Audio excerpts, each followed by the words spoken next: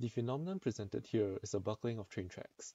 This involves two concepts that we have learned in class, thermal effects and buckling.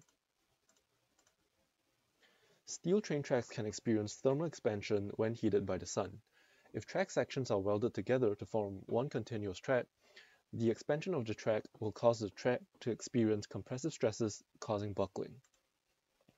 Steel has a significant coefficient of thermal expansion of about 12 times 10 to the negative 6 meters per meter Kelvin.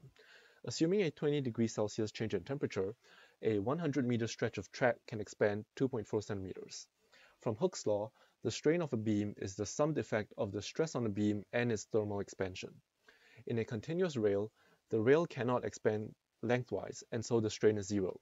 With no strain, the thermal expansion contributes to a stress on the rail, and its negative sign implies that the stress is compressive.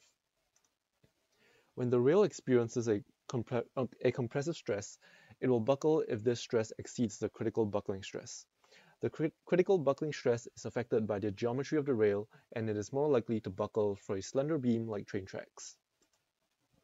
Combining the two concepts, we can determine the temperature at which a discrete length of track will buckle. As the critical buckling length is a constant for a specific specimen, there will be a specific temperature above which the compressive stress generated by thermal expansion will exceed the critical buckling stress. These two concepts can be applied to real-world engineering problems. Rail companies can use weather forecasts to predict when their rails will be at risk of buckling, allowing them to suspend services. There are also some solutions to avoid the issue of track buckling.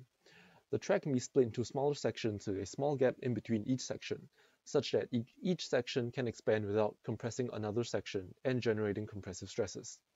The track can also be pre-stressed with tensile stress at the base temperature so that when the track is heated and it expands, the compressive stresses generated by expansion negates the internal tensile stress.